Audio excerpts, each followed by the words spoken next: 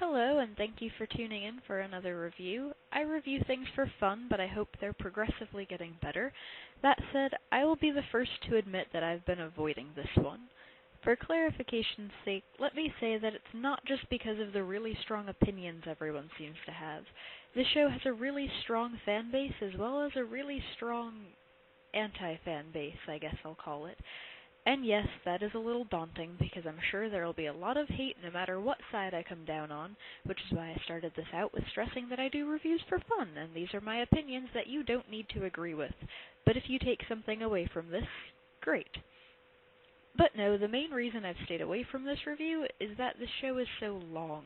As far as I know, it's still ongoing, but I've seen very little of Shippuden, so this review will only address the series before the time skip.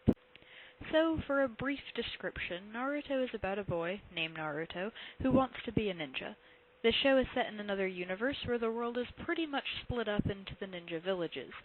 Naruto has been orphaned since birth and has spent his life ostracized by pretty much his entire village.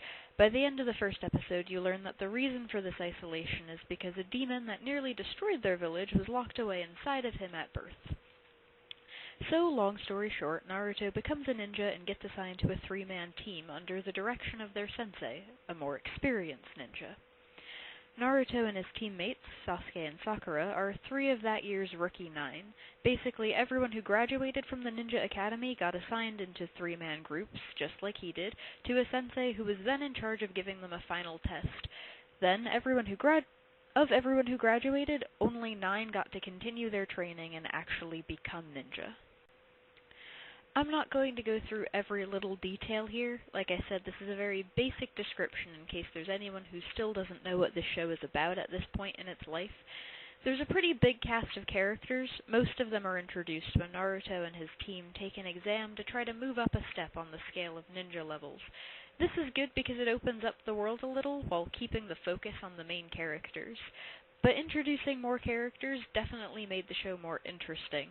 Everyone has their own backstory and personality and fighting skill set, and they do a good job of showcasing these differences. Which is another point.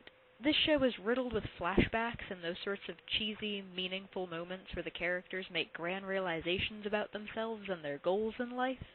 The beginning focuses more on teamwork in the Saturday morning cartoon sort of way, and I know these things aren't for everyone, but for me, these were positive points. Other than that, I'm just going to try to pick out a few of the characteristics that make this show appealing to so many people. One being, of course, that ninjas are cool. I don't see any time when ninjas and assassins and spies and that sort are not going to be awesome in their own right. 2, and stay with me now, Naruto is an annoying character, but this is not an accidental occurrence. This is a character identified most often by his imperfections. He's loud, clumsy, kind of stupid in the sense that he doesn't do well academically and he's naive, but the appeal here goes back to a very old concept. Everyone loves to root for the underdog, so he may be all of these negative things, but he's also ridiculously determined and perseverant, and it typically pleases people to see him come out on top. And my last point brings me back to those sappy, heartfelt life lessons that I sort of touched on before. It's the same reason I like Fruits Basket so much. For a show centered a lot around humor, there are some really deep, serious bits. I love the way they portray loneliness and isolation, and I have a thing for flashbacks. That said, don't get me wrong, these characters are far from perfect, but in their flaws, they're kind of realistic. If you can't relate to Naruto, you probably know someone like him. They're that person who walks into the room and everyone else cringes. Sakura is like everything you hate to see stereotyped into a teenage girl. She has some sort of strong realization moment, but I wouldn't consider her a good role model for anyone. In fact, there are very few characters I would consider such. Their teacher's favorite hobby is reading porn, the woman who turns into their village leader is a drunk. Sasuke is the emo pretty boy type, and I try not to categorize too lightly, but he is a very disturbed individual.